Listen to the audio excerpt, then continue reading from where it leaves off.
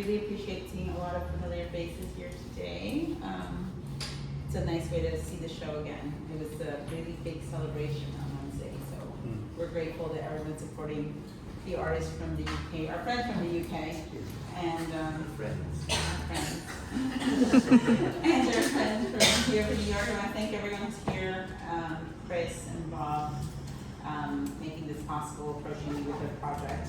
Paul as well, Rob and Karl, thank you again for making it out here and sharing your work of a lot of the abstract artists that we follow and we admire.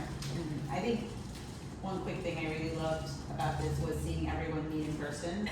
All this mutual admiration for the art is really, really great. More people should see it and experience it. So we're grateful that we're able to host this beautiful show. So,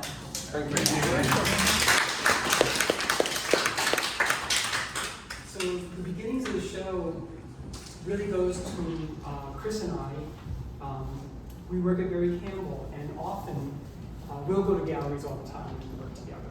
And when we have lunch, it really begins with Instagram.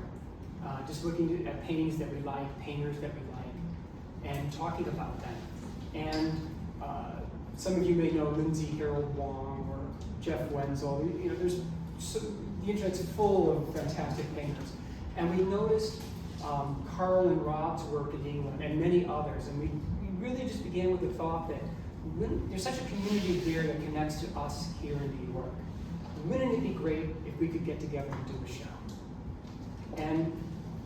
And we were saying, yeah, this would be great and everything else. Wouldn't it be wonderful if we could do it? Chris said, Bob, you know Paul Behnke. Paul has shown in London. Maybe he knows Karl and Rob. Maybe he can introduce us or tell us if this is something that he thinks could really work or not. So I sent a message off to Paul, and Paul received that message.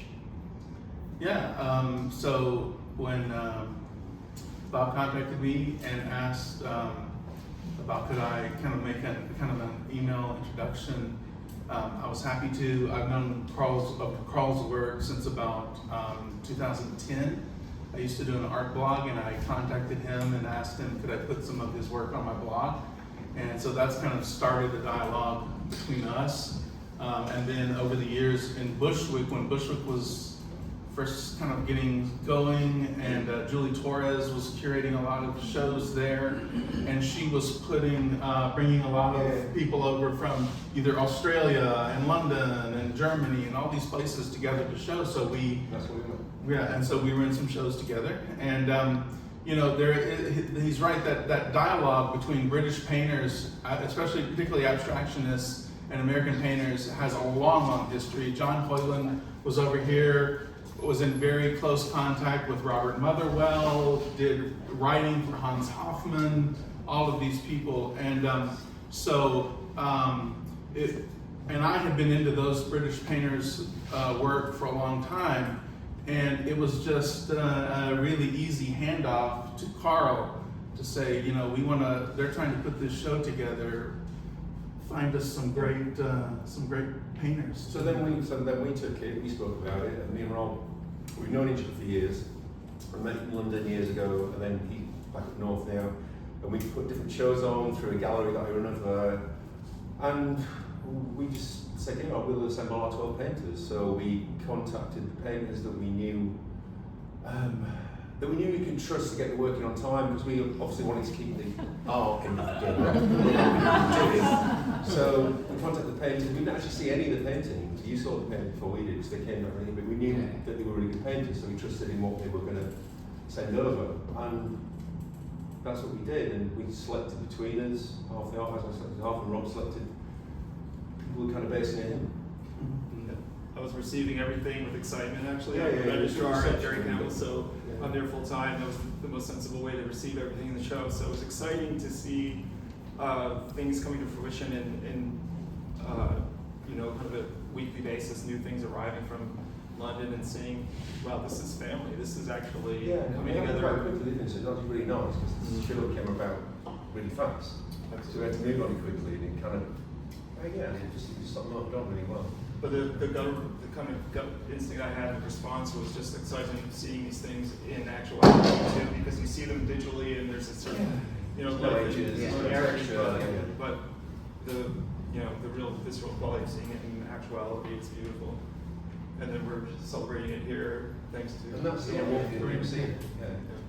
And the one thing we hoped for, and we felt pretty confident about, was that there was going to be this unity between the communities. And I think that's what I see when I look here at this show now. It really gels, it really comes together well, and reflects well on both of us. Yeah. But that's something that we, in the shows we put on at Terrace, I mean, we really focus on that. I mean, even at the private view, the London side of it, I do all that, but when there's a private view, if I spot someone who's on their own, who's an artist, come there, I would go and actively involve them in the group, and do you want to, if you want to put a show on, it's a really simple process, send in a list of artists that you've got, and you have to have no big backstory to it, we just do that, and just get involved and have a hierarchy, and just put good painting shows together, you know. And we kind of knew this was going to be that, didn't we? We knew it was going to be wonderful. Look at it. It's there, isn't it? You know, but when they receive the paintings and getting them out, that's the exciting part about the show for me. Yeah, it was going Just to seeing and holding them and touching them and Yeah. looking how it works on it, you know. I also found that everybody has a sort of common thread in the show, and there's such a difference in people's approach with abstraction here, but there's also a very common thread that seems to me, I mean, I don't know if I have a way to summarize it, but I feel like there's a discovery in paint. I mean, that's a very simple term for it maybe, but maybe someone else can elaborate further, but that's what I see. Well, kind of process driven, aren't we? I see them like a record, it's like an album with different tracks on it, and they all do different things. You're a musician too. Oh yeah, I'm a musician.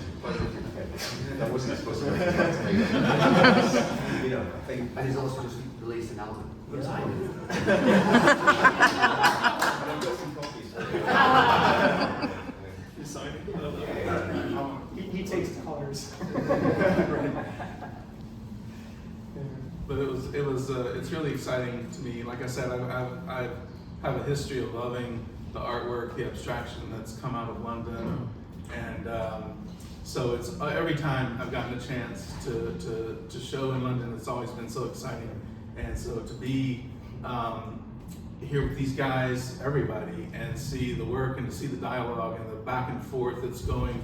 And you know, social media plays a big part in that too, because you know, years ago we wouldn't see all of these examples of all of this work, and now it's just so readily available to us. And that's one of the, even though there's a lot of horrible stuff about social media, but that's one of the great things.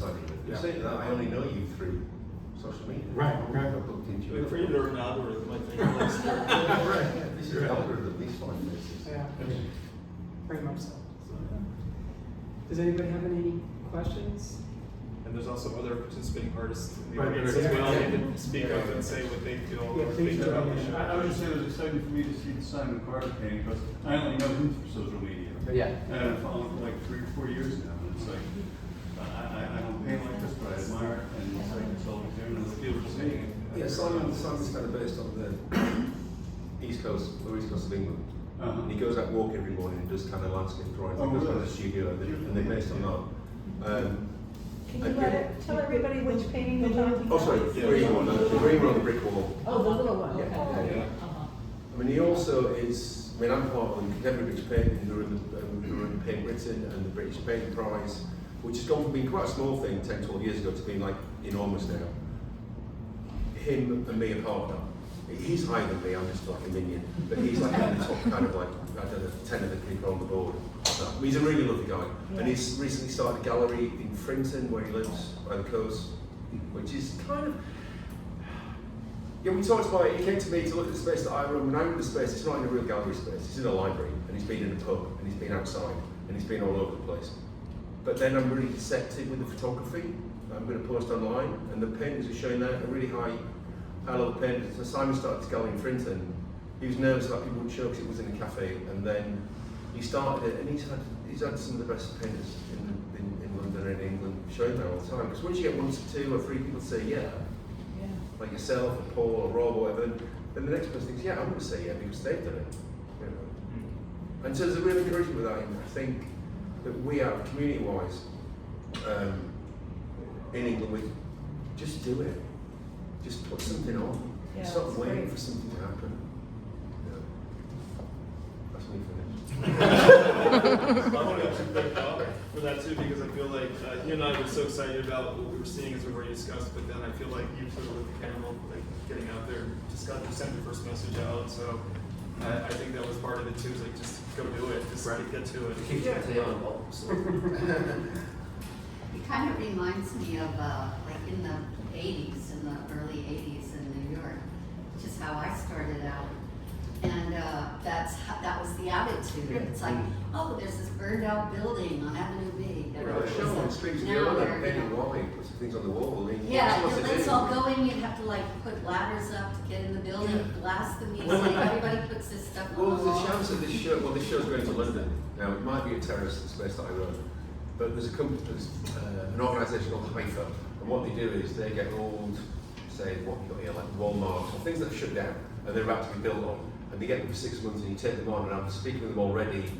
I've applied for it, and there seems like there's a good chance where they've got this big old, it's all Tesco's or Sainsbury's, a British supermarket, and then you get given the space, and you still got like the meat counter and the kind of tiles over there, and the spaces are massive, and all you have to do is be in there when you have to invigilate Wednesday to Sunday, and hang it, lock it up, open it up, and do the whole thing. And basically you're acting as security, but they give you for nothing, and the shows that people do great, amazing spaces.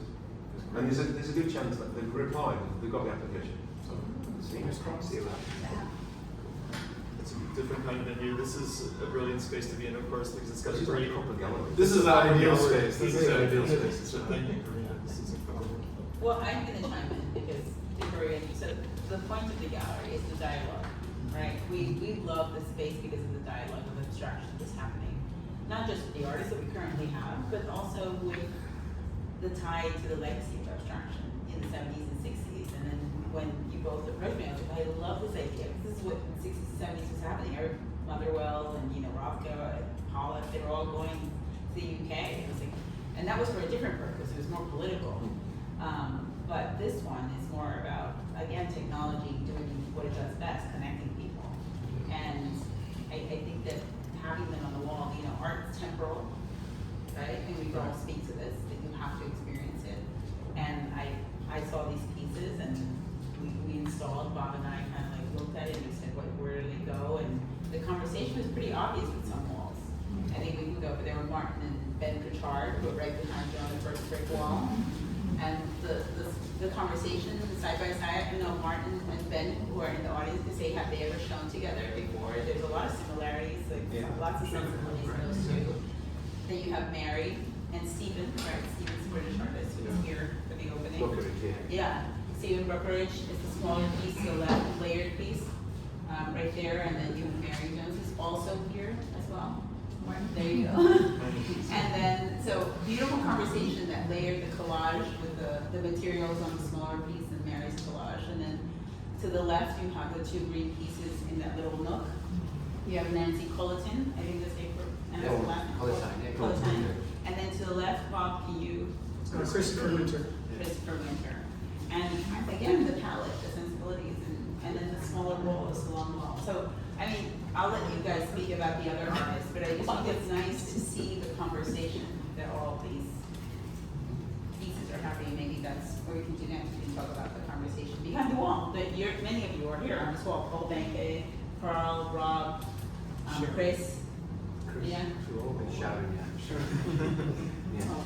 yeah. And going back to when we first proposed the show, and we first contacted Karl and Rob, we told them our idea was for a painterly abstract show. We really didn't elaborate any more than that. Just knowing their work, knowing our work, we just felt that was enough. Yeah. We had enough connections. Just Well, it's with enough to leave it open, isn't it? To see where things go rather than close it down with a kind of like time idea prior to it. And then it starts to speak about individuality, where every artist goes their own unique way, whether it's materials, composition, color. Size to some degree too. We had a limitation on size, knowing the space, but some people got a little bigger and that actually worked beautifully because I think this scale of variation is beautiful. But also, I think it's important to even the ideas and the influences of where all of these different art. We're all kind of based loosely in a process-oriented abstraction, but how we all get there, what we're all thinking about, what we're all drawing from, what inspires us, what ideas are we trying to get across, they run the gamut. They're all over the board, from nature to pop culture to advertising to, you name it. And that's wonderful. Yeah. And so that shows what kind of an all-inclusive kind of genre or medium paint can be, that this can be, because we're all doing our own thing, and we're all finding ways to express that within this kind of basic idiom. So That's where the conversation starts, isn't it? For me, you could rehang this. I'm not saying it's not a good hang, I think it's great. But you could rehang it and there'd be conversations going on just equally as important. Yeah. Similarities on to things working against each other. Right. But that's what happens every time, Terrace has put on maybe 50 shows over the last 10 years with about 600 artists through it and 20 people in each show every 4 weeks. So you have that and it's just a great, the hanging is just a great process. Yeah. You really get to see the actual work and actually physically handle it and see how it functions with other pieces. that's where the magic happens. It is where the magic comes. I think that's a really good bit, the hanging, and Bob's great. Thanks. I found the thing reassuring about all these artists coming together was everyone is dealing with something real, like with the materials, with the paint, the canvas, and then coming here together and having a dialogue. And to me, this was almost a surprise because we're also involved in social media or into our screens to some extent in the whole virtual wave that we're all sort of navigating at this time. And when I saw all of these works, and I realized that everyone is dealing with themselves in the studio, right? Away from consensual, likes, dislikes, that whole world of consensus, and is dealing with themselves in the studio and this material we call paint, which is ridiculous, but it's great and fun, can do anything, fluid. And that's kind of what turned me on. It was just kind of eye-opening in a strange way. I mean, I've had my head in my studio for the last, the past many years, occasionally come here for air. But, I think that's important. But also, we are dealing with ourselves, but also, I think good painting deals with how you're filtering the world through you. So it's yourselves, but it's your life, and it's all of these things. It's politics. It's everything. Exactly. You want to see it next to good paintings. Right. So you want to see what's going to hold up when you work on the wall and someone else thinks, shit, that's not actually, you don't really know until you hang shit. Especially with your own. Yeah. It's so different. Like when we spend so much time in our studios and we see our work most of the time in these shabby, ill-lit conditions, grimy conditions, and then we come to. I know I've seen his space. You come to a great space like this, and you see it under the lights on the white wall, and in conversation with the other works, and it's like, man, maybe I'm onto something here. It looks good, right? Am I wrong? No, you're right. And that's that, Paul. It's like you're part of the conversation. Right? Exactly. Yes. That's the really in your own important unique thing. way. Carry on with it, like you said, with this conversation that really does exist in London. There is a community of kind of just below the represented artists. You occasionally have bits where they win prizes and do that kind of stuff, but they're generally not represented. But there's a real massive community of artists who hang out and do stuff and push each other. So I've got a friend recently who just opened a gallery on a canal boat. We've got a canal boat because people have to, it's so expensive in London. But you just put a kind of an old post office display unit on the side of it, and he has an artist on every week. I'm really good artist. Matthew Collins was on it. Yeah, right. Because he's not. People say yes to stuff. I think when you ask, when you're open, and you go, do you want to take part in it? I'd like to ask a question. You guys, Mary and Emily, could chime in too about music. Do you listen to music when you work, and how does music play in your work? Well, I mentioned it before, when I think the discussion about paint, people are very confident discussing music. They're very confident of their choices in music and what they're into and all that kind of stuff. When it comes to painting, people kind of shut down a little bit. No, I don't ever say about painting, but I think I see paintings like music. in the sense that, you know, it's like a 24-track album. The greatest with hits. different things on it and things that you can. Yeah, I mean, it's just, I've always seen things like that. I mean, I listen to music, my own. I don't know, that's true.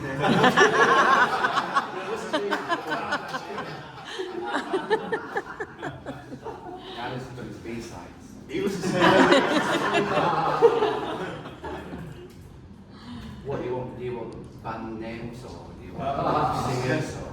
Well, you do listen. All the time, to be fair. All the Some podcasts. artists don't. Yeah. Or some listen to podcasts or Yeah. and keep it quiet. Just, does it influence your mark making and just since the work is, you know, is lyrical, abstract, aggressive, you know, and that comes through in music or you classical, or you punk, Yeah. rock, you know, Yeah. that can show up in the work subconsciously. I'm just wondering what you have to add to that. I think I kind of pick music like that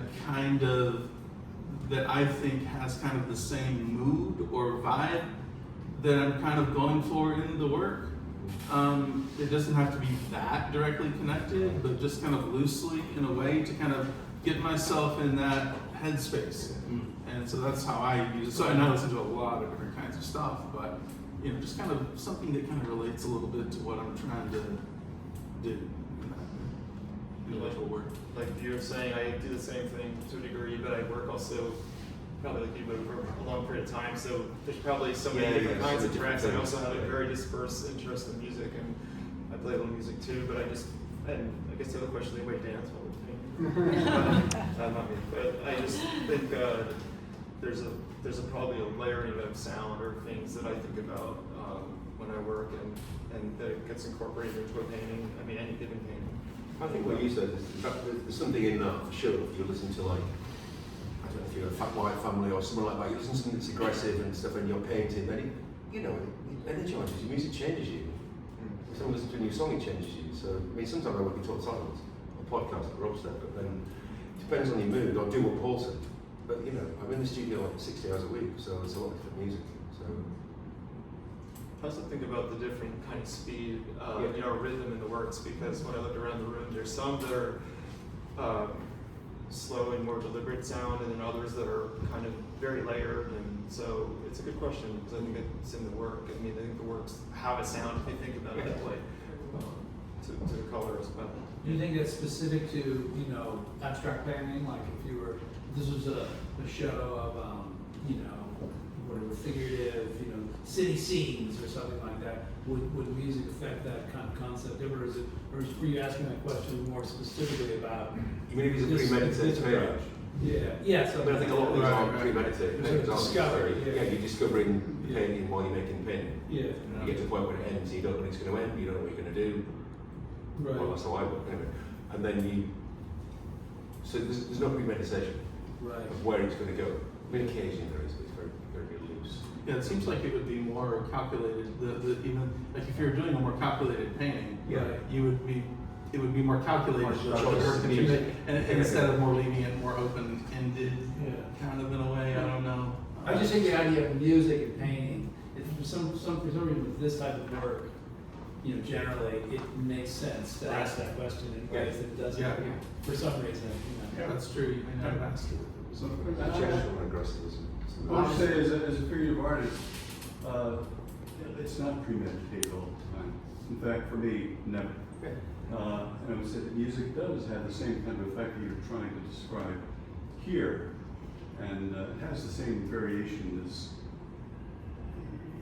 you're talking about, like the type of kind of qualities that will bring out. So, Mark, say that it's not that different to me. You're the other musician in our group. Mark, what do you listen to when you paint? Because I am a musician and I play a lot of music, I have a guitar in my studio at all times. So, whenever I get stuck, I always have a guitar to grab and to jump into, and then I'm gone. I usually don't come back and paint, but I don't listen to music in the studio because I listen too closely. I get too sucked into it. But that's the issue, isn't it? You can't listen to things that are so incredible, or a new album that you really want to listen to. You can't put them on. I can't because I'm dissecting it. My mind is going there trying to figure out how does it work, what's going on, how does, how do they construct it, I'm just listening, and I can't do it. I love painting really in silence. I have no problem with that. That raises a question about constructing, right? Do you think about painting or music as like this kind of construction, something that's being? I just jump in and I go where it goes. I mean, I do what I do, and I like what I have certain style, say, whatever. It kind of is though. I mean, because I even though there's a lot of about my process that's really open-ended, and I don't have an image or even colors at all in mind when I start out. But there is a certain way that I begin a painting. Right. There's a certain thing I do first. There's a certain thing I do second, and then it starts kind of taking off on its own. Right. But I do have to have that kind of structure to get me started, to get me into the piece. Yeah. Yeah, there's certain things you have to do. Like a ritualish kind of thing. And then they sort of loosely fall into place, and then it just moves on from there. Yeah. And there's a lot of improvisation along. A lot of reacting to what you just did before. Yeah, yeah. And they're very similar. They're both, disciplines, both pursuits are very, very similar. Excuse me. When you do both, it sort of massages pretty much the same part of the brain, or it connects the same, in many ways. So There's a thing called synesthesia. Sections, like you say, you put one mark down, then it changes your complete idea of the next thing. If you're going to write a song, you've got to start somewhere. Right. As soon as you put something down, then it starts to go down a path and you don't like it, so you change that. That's what paintings do all the time. They each have conventions, and you can use them, and then, the conventions, or you can, And I get around those choices by working on, I work on about 30 pieces at the same time. Yeah. So I don't have to have that. So when I've done X amount of this, I go to that. Right. And I leave that, and I go to that. And I leave that, and it might be left for like 6 months, and then one day I come in and think, Right. I touched this thing for 6 months. I remember visiting your studio, and you had the whole shelf of smaller paintings on panel or canvas, and you were like, these are the ones that I'm not sure finished yet, and these are the ones that there's a purgatory section, yeah. but they're still the ones that are ongoing, that might be revisited. Well, I mean, it's what happens. This is mine, and this has got 4 pages. It was finished in 2018, then it was finished in 2020, reworked, then it was finished again, I think, a year ago, and that's actually a shirt stretched over that canvas. The stripes are an old shirt on it. And Cool. the paint was probably, it was made very quickly, but I just looked at the marks in it, because it was left for a long time, because it has a slight figurative element, which I don't know. We were just talking about Ben does that with his work too. It like progresses over time and evolves over time. And I don't know what your longest painting is before it's finally complete. But I know that we were just talking about that kind of reuse and going back into those things. There's also a financial thing involved in painting, that and a Right, storage that's side true. of painting where you kind of like think I've run out of storage. And I can't afford a new stretcher, so I'll just pull one out. Right. Totally. Yeah. There's also some dissatisfaction with where it was and realize that you're somewhere else in time. And You knew it was finished at one point, Yeah. and then now it isn't. And sometimes letting go of the painting is also hard because you feel like, well, that was its life, and then when you stop, is it alive or not? That's a question. Well, and this show also brings, we were talking about before, also brings it to a different kind of life when it's on the wall. You see it in context with others, and that really is beautiful. I love that. It changes what we're sitting here. Looking at those two, isn't it? Just different level. It's also kind of like visual music, this show, because when you think about rhythm, you think about rhythm as being audible, but it's also visual. Boom, boom, boom, boom, boom, boom, boom. So it's it goes in and out,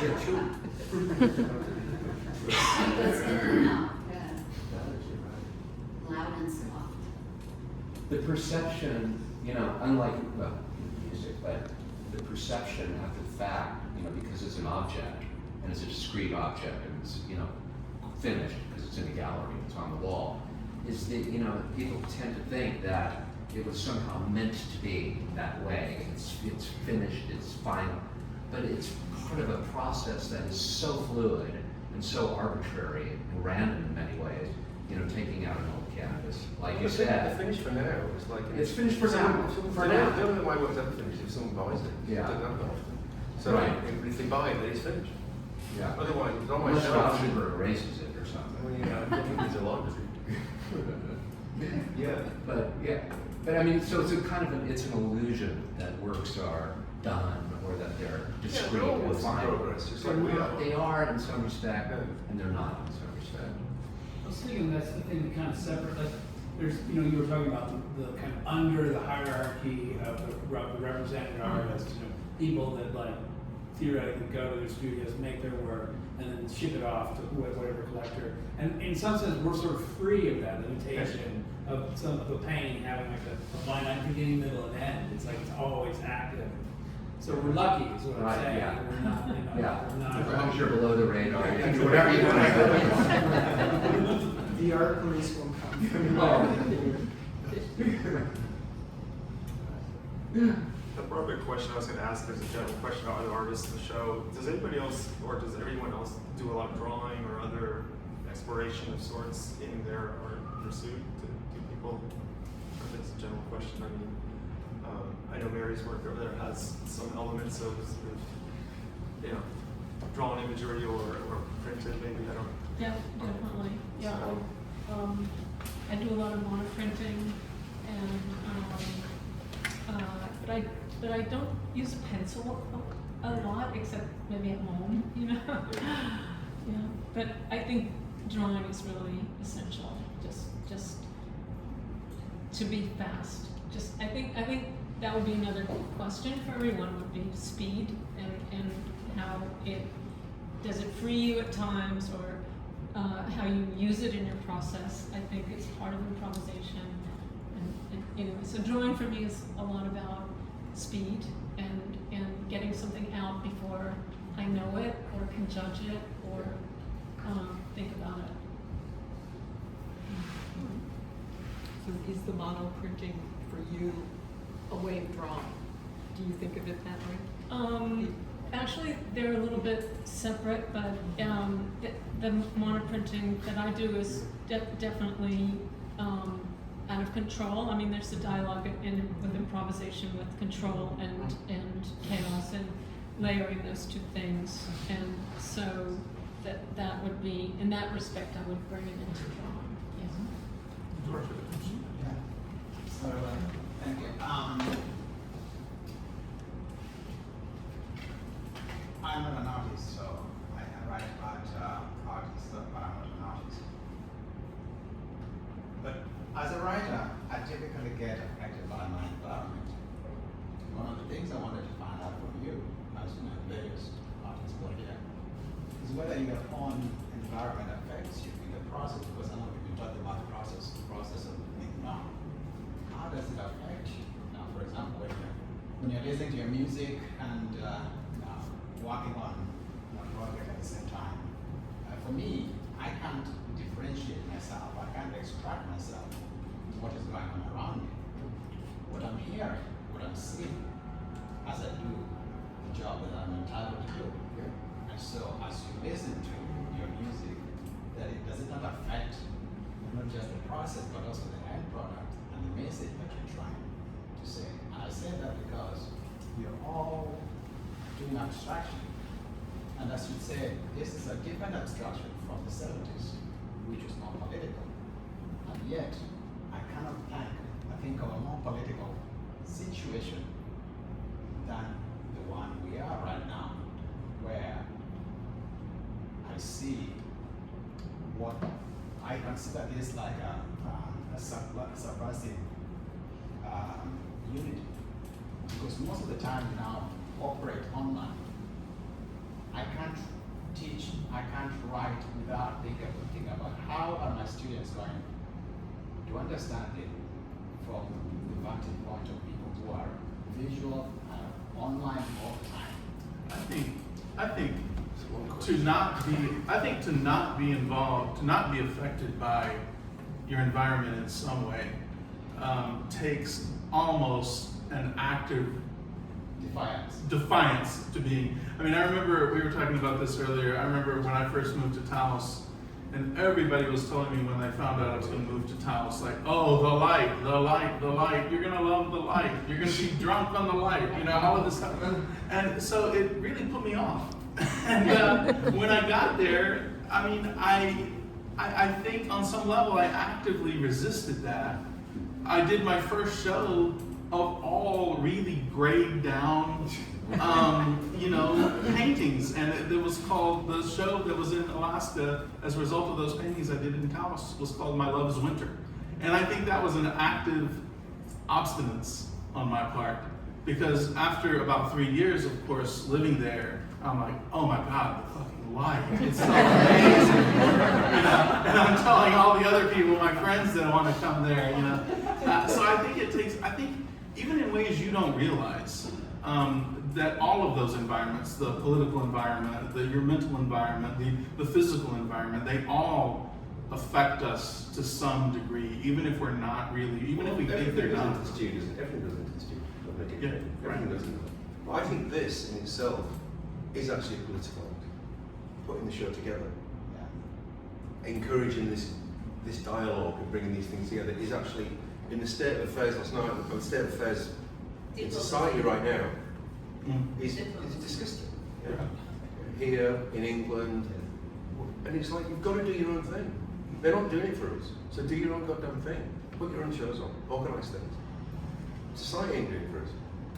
And George, sorry, I just want to clarify something. I said the exchange, the transatlantic exchange that happened in the 70s and 60s was political. I said because the U.S. wanted to do its stamp with the artists, right? So they're like, we're pushing our artists. The UK, we're going to say we're at the forefront of abstraction, but we all know you had the Russians doing abstraction in the 30s. So it was just a propaganda type thing. It wasn't. So I do think there's a difference with doing that. Like, it was a political thing. I do see lots of art with politics, but this is, like you said, diplomacy, friendship. But what really caught me was the mutual admiration You've got to of these do it. artists. You've got to do it. You've got to encourage each other. You've got to help each other.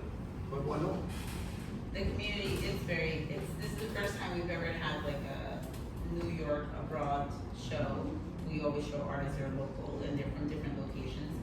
But this one in particular was really exciting because it's like, they just fit right in. They were just like, they've been here this whole time because everyone knows them very well. They've been following them. They kind of live through social I found media. it good because you're bringing people from different locations. We are operating at a time when everybody is going underground or whatever. People go. This is like a defiance, as you're trying to say, a defiance of the norm, what is becoming the norm, which is a lot of vicious existence. When you're going to do your art, you're almost like in defiance of the unraveling of the world around you. Yeah, I agree with that. Yeah. I mean, we become rebels because we're making something by hand now. That's right.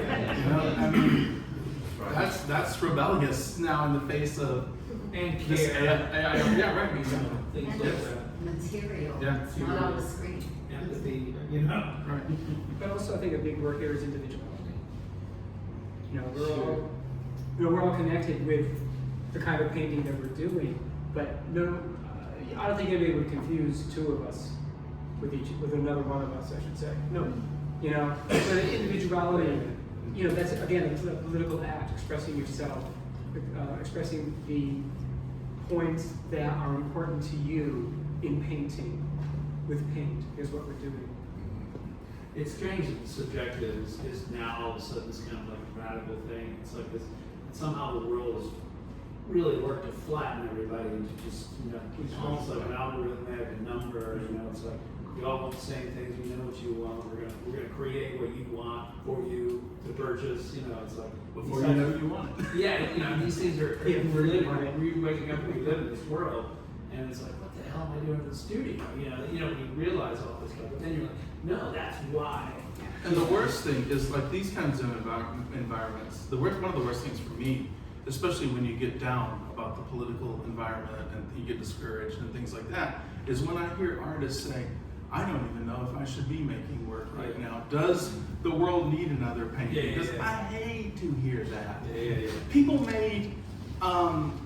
make watercolors in prison out of soaking M&Ms in water and using, using that to paint with. People made artwork in concentration camps in the World War II.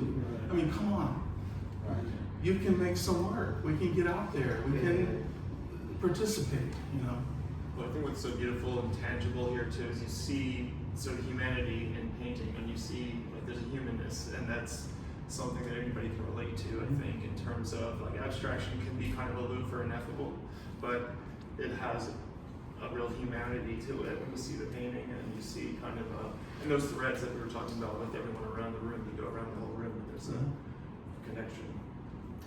Well, I think of abstraction as being special too, because there are a lot of modes of creating, right? Being an artist where you give your opinion in your work. But at least for me, in abstraction, you might be stating something, but by virtue of the thing that it is, kind of lacking a sort of like definitive visual narrative or something like that, you're not so much asserting an opinion as much as putting something out there for other people to give opinion towards. And I like the idea that when you put something out there that people can put their opinion towards, all of a sudden dialogue starts to happen. Whether they hate it, they love it, they have a million different feelings about it, all of a sudden people are starting to talk to each other about something that's external to them. And I think then all of a sudden that bridge starts to happen that, in essence, in a way, for me, it defies politics, but at the same time, it can become a very powerful humanitarian tool, which is something like we need so badly in this world right now. Like I see that kind of potential with the type of work we do, because it's not limited by opinion or border or a certain very pointed statement. It's very open and general, and something that people can relate to in a much broader way. I think it functions, the abstraction, to me, functions more on a level of, say, like poetry might. Because, like, you're talking about these, there are other art forms, there are more realistic, or that deliver a message, a specific message. But really, or that can do that. But really, like with abstraction, to me, it's like basically it's an effort to convince the audience of the validity of your own reality, kind of, and your own observations and your own experiences. And I think that's something that's more akin to poetry than a news journalism, say, or something like that, which a lot of political art just ends up being, in my opinion.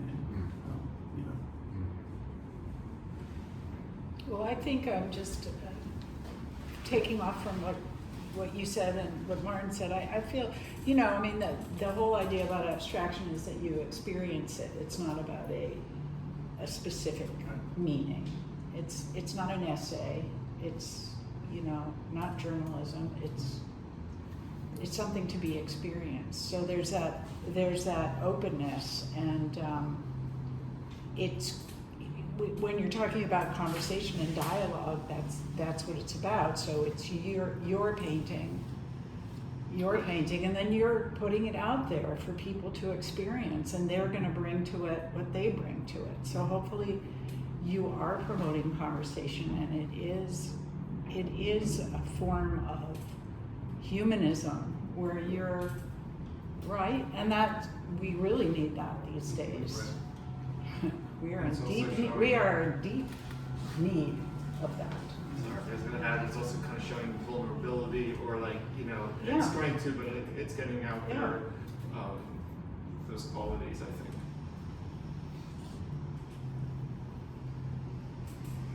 Anyone else have a question? I'm thinking about, I work with sort of like that next generation of abstract artists that are coming up. working with them in college. How do you come to abstraction? How did you land on this? You know, when the education system has this hierarchy of drawing and the like super skilling and right now what I'm seeing in this trend in academia with our students is like they want to do representational, they want it to be very overt and political, and now they're terrified. And so this has become a really great opportunity to teach ways of expressing themselves in abstraction so they can still work out their feelings. And it's been nice to be able to say, like, this is how you can express your feelings. Maybe you don't have to do an overt illustrative representational thing, but you can get it out immediately in this way. And now you're starting to get like why artists do abstraction to begin with. And so, the question I have for you all is just like, are there things that you are seeing, I don't want to say like trend-wise, but there's like the ideas of eliminating shadow, for instance, or working solid shape, or just that direct expression. Like, what are some of the things that you've noticed over the years in working in abstraction that you're starting to see emerge? I feel like it's such a it's such a wonderful language that just keeps on giving, and that people use it in different ways and can keep using it in different ways. And it keeps on engaging, doesn't it? You see something and think, why didn't I think of that? I think as far as so simple. As far as something specific, though, like the last kind of big kind of push that I remember seeing in just like abstraction in general was probably in Bushwick around 2010 or so. Was that new casualism or something like that was kind of this rejection of everything being just so, and this hierarchy of what kind of a painting has to look like and how it's presented, and it had its roots in the support surface movement in Paris, and Raphael Rubinstein was writing about it and all of that, and we were all building wonky stretchers, and but I mean that was a dialogue. That was something that you could kind of latch onto, and there was a philosophy behind that. There was a set of ideas or opinions that went along with that. There was a reaction to things that went along with that. I don't know, right now, maybe some of you guys can add something, but I don't really see anything particularly right now that's like that. That's like an ism or anything. That it just seems to be all over the place. That we're all just drawing from everything, and we just pick and choose what seem important or relevant to us, and combine all of those things and hope that they come out to a more personal reflection of the artist. I mean, that's my sense of like abstraction right now, but I don't know, maybe you guys know of something that I don't know about, or I think, there was an interest in figuration more recently. For a while, it's been going on because there's more narrative, you can be more sort of politically and sociologically. Body politic and all that. Specific, because there was like usually some sort of narrative. And I think that's, I don't know, I'm not sure if it's getting tired or just that the whole scene is sort of so fragmented and so fluid that anything can take root. Anything. And it's all cyclical too. I mean, you'll have like, then there'll be abstraction will be invoked for a while. Yes, exactly. So I think it's very fluid right now, and anything, painting has such a huge history. I was at the Met yesterday. Wow. And that was fun. But there's such a deep history of painting, and there's so many ways to paint, and I think today, because we have so much information, it's kind of all for grabs, which is in a way why the first thing I said when we came in here was that it's interesting that people are going back to this kind of very visceral, immediate abstraction, raw. It's a beginning again. It's a kind of a like... You do see that a lot, particularly coming out of London, a lot like of the younger painters like Pam Evelyn or somebody like that. They're also straight out of the big art schools. They're primed to be successful. Right. No, but I mean, but they are adopting. And you know that in London, you know they're going to. But they're adopting that more rougher kind of gestural abstraction. There's a lot of successful new younger artists come out of the Royal Academy, come out of the major art schools, who have exactly what Pamela has. And there's Georgina Stone and 3 or 4 others. Similar kind of thing, all over abstraction. Right. With no doubt anything in the painting, it's just an all over texture abstraction. Yeah, and that is probably the only thing that I see in London. Yeah. As a slight trend, but it's not. There's so many pockets of different things going on everywhere. Sure.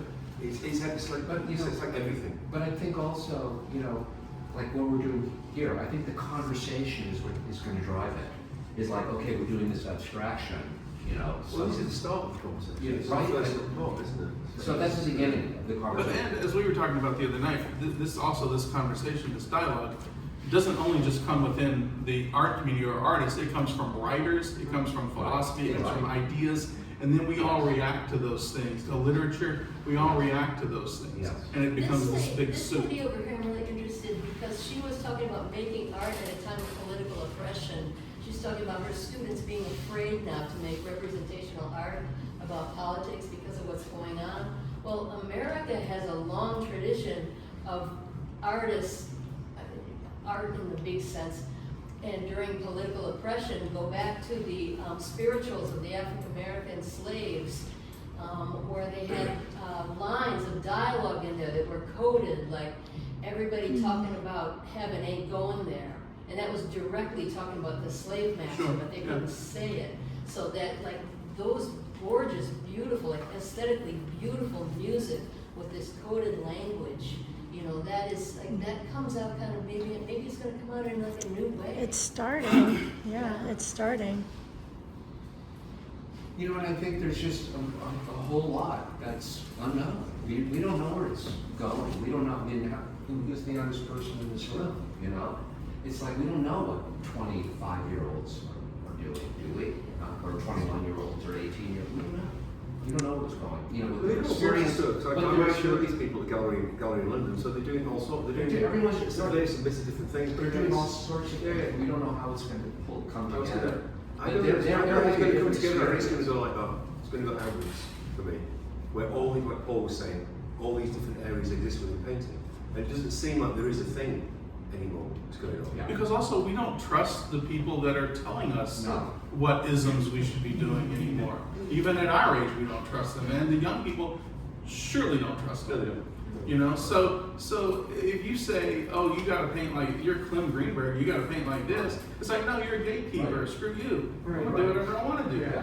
You know, that's and that's the way it should be. Yeah, I think that's the way it is. That's the way it is. You know, people, rebel, against some authoritative. They go, "Oh, really? Well, how about this? I can do this." Jasper John's Randy Warhol. I'm not going to do that. Right. Be a purist, a flat earth. No, do something else. That is a political spectrum. You should act like that is a political spectrum in a political act. You're taking part in that by being as individualistic as you are and throwing open those feathers, throwing them off. Whether it's subversive or not, you're out there. You do it. I found it very moving. I've spent a lot of time recently just looking at Paleolithic art and really, the prehistory stuff. The artists working today, you're on that continuum. You're what is the most human of endeavors and continuing that. And I think that's a great act. I mean, I think so. I think if there was one thing I would say that I wish if I could improve on this situation that we have here in this show is that, but we were all working with limitations of basically because it is a dialogue. We're working within the limitations of who we know, who we interact with, who we look at. It would be nice if there were some younger people in the show. It would be nice if there was a woman sitting up here on the panel with us. Well, there are women in the show. Right, no, there are women in the show. There are women in the show, of course. But I mean, hearing the voice of their experience in this. Six of our artists are female. Of course. And none was here for private views. And Jan Sutton's community. No, but I mean up here on this panel talking. I got a loud voice. When I'm right, I'm loud. Well, I think we have time for one more question. We have some beverages and some snacks in the back, so, and you can spend some time with the artists talking about some of the work and meeting some of the women who are in the show. I just want to clarify that. I guess we don't really have time, but I was just curious. I love when you were talking about kind of the origin of where your painting came from. I'd love to maybe hear a couple stories about where you know the ideas in their actual painting. So we're looking at it in front of us. You know. Well, my painting here, Okay. More Game Loser, it's from a memory when I was an 8-year-old. I'm playing this game with my cousin, who's really small, 3 years younger than me, and he kind of won at the game. So I won, and he like went like that. The piece called Argudo. I don't know if you've heard of it. I don't know if you So it was a game, and he just went like that, ran home, and I cried. And that memory stuck with me. And then when I was doing the painting, and at the end, it's my title, yeah, it's got that quick kind of motion to it. And that's basically where my titles come from. Yeah. You mean like memories, like specific? Vivid childhood memories, yeah. All my paintings, most of my titles are kind of rooted in memory. Karl, did you want to tell us, do all of your paintings have personal objects on them? You know, Nan was here and she said, that looks like one of his shirts. It is my shirt. So just going back to that, I didn't want to interrupt. No, I make work in lots of different ways. I'll start painting from drawings. My dad's Hungarian, he came to England in the Revolution in '56. It's a big part of my life, that. So I'll start from certain drawings from the Revolution, the books on my table. We very rarely stay within the painting. I'll start with an old bit of clothing that I have. I'll start with my daughter's drawings. I'll start by putting it on the floor underneath another painting so the paint falls onto it. It reaches a certain point, and well, that's getting interesting. Then put it back on the wall and start working on it. So there is no set process, but that is a shirt that I bought on some second-hand site. It was too big for me. I like the layered qualities of many of these paintings. I mean, yours has a panel on top of a panel. Panel on panel, Yeah, panel on panel. Yeah, panel. And Chris, yours as well. And I mean, that's what paint does. Lots of history in there. This is Sharon's room. Oh, right. Paul, do you want to speak to your work that's right above you? No, I mean, it's just kind of, I kind of work, I have a lot of things that I do draw from, memories and events and things I've seen. And I kind of like to, I don't do a lot of drawing or anything, and especially not for preparation for a painting. So everything just kind of happens on the canvas. And so I just have to trust that I'm taking in and paying attention to a lot of the life experiences and things that I'm exposed to, and that it's all jumbling around in there somewhere, and that it's going to come out in a meaning, or I'm going to be able to eventually wrestle with it and present it in some meaningful kind of way that's meaningful to me. You know, and so that's kind of what all of my paintings are. Kind of a combination. Yeah, so mine was initially sort of this is very literal, but I don't think my painting went very literal, but it started with sort of a maze-like pattern all over, which in my mind, I get a lot of cues from nature. So in my case, it was looking at rock pools where periwinkles make these maze-like forms and beautiful, intricate forms. So it started with that kind of as a springboard, and then everything else developed further on. There's collage in there, there's enamel paint. It's very hard for me to stick to one medium these days, but I just kept building it that way.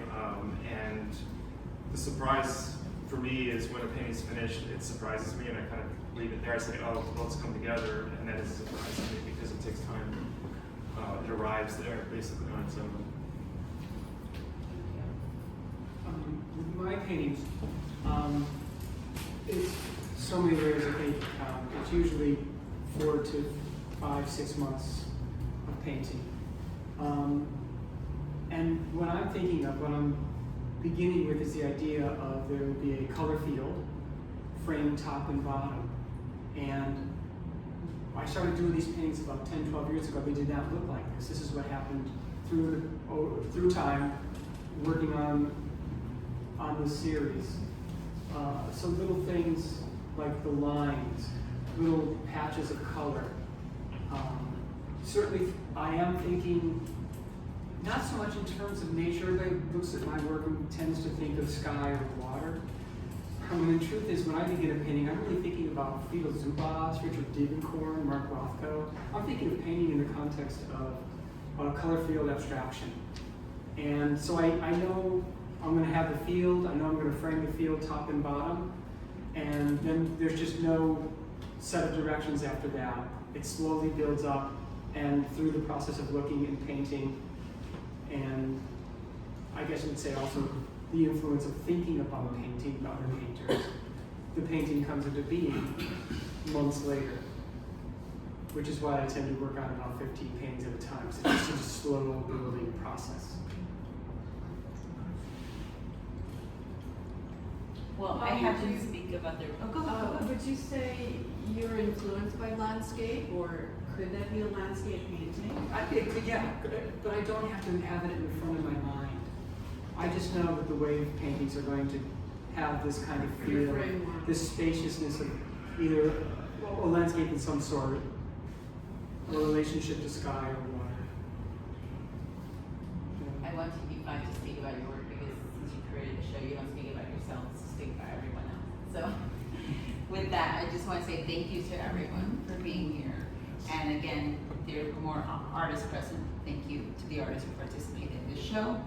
And feel free to stay, have some drinks, and ask the artists more questions.